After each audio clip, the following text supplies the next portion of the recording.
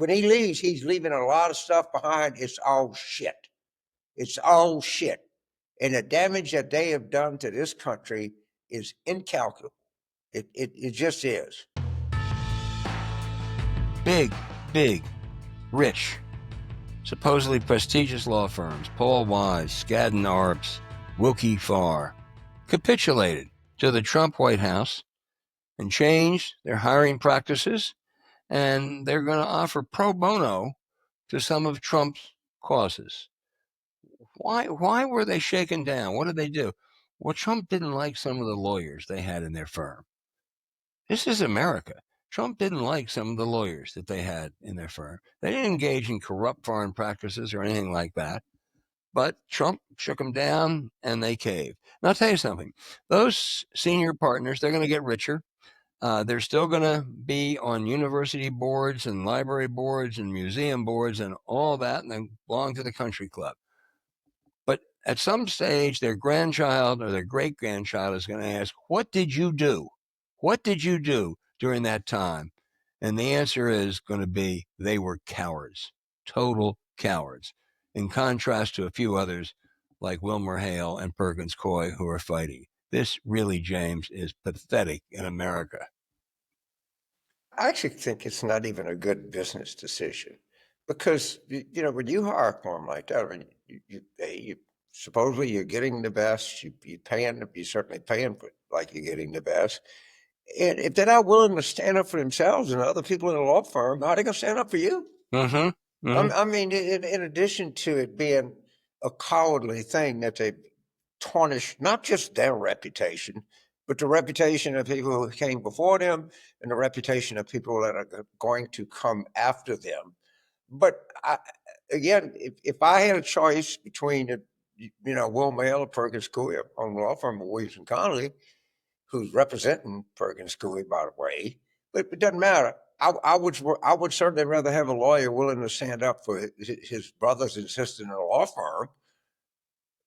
How do you go stand up for a client that you just have a financial relationship with them? Right. I think it's a dumb, short term.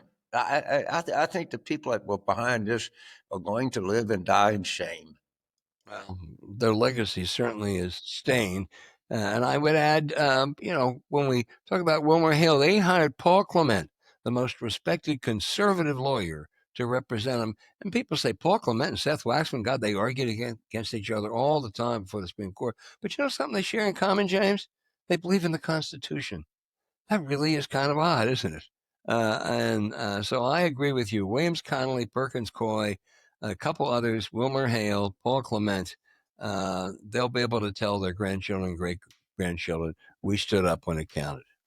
I actually think it over a period of time, it even benefited business. I think it was also a terrible financial decision that they made, in addition to just the gruesome reputation one. You want to add to the outrage or just stick with that? I mean, I'll stick with that. I just to make a point, we talked about it earlier, but can't talk about it. What we saw in Wisconsin was so unbelievable, so historic. Sometimes you see history pass in front of you and you don't realize what you just saw. You saw a state Supreme Court race in a medium to maybe kind of a little more than medium-sized state, spent $100 million. All right, think about that, $100 million. Then you had the richest man in the world, by far, the richest man that ever lived. He's richer than Rockefeller was in dollars. All right, understand that. He's the richest man that ever lived. Is there going around in a cheese head and making the election about him, who's actually originally a South African national. Everybody comes from somewhere, but it was just stunning to see that. And people would ask me about Wisconsin, and I'd say, "Do you know who the candidates are?" And they said, "Well, tell you the truth, I didn't even look. I just kind of knew it." But it was almost like the significance of the candidates, because you were watching something that was quite remarkable, that is never, ever, ever been seen in the history of American politics. That kind of money spent on that kind of race in that kind of state, and then a person like Elon Musk coming in, and I love how predictable it is that Trump says he's going to be leaving town shortly. Mhm. That's so transparent. I mean, it's just, you knew this the whole time. I'll tell you.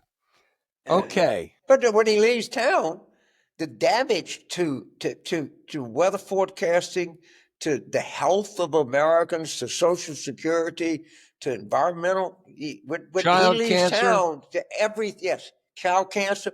When he leaves, he's leaving a lot of stuff behind. It's all shit. It's all shit. And the damage that they have done to this country is incalculable. It just is. You know, James, he's from South Africa. I'm actually a pro immigration advocate. This administration wants to make an exception for any immigration crackdowns for white South Africans. But don't say they're racist. I mean, don't really. I mean, how can Well, anyone accuse them of being racist? let me say what Elon Musk said, like in the last 30 days.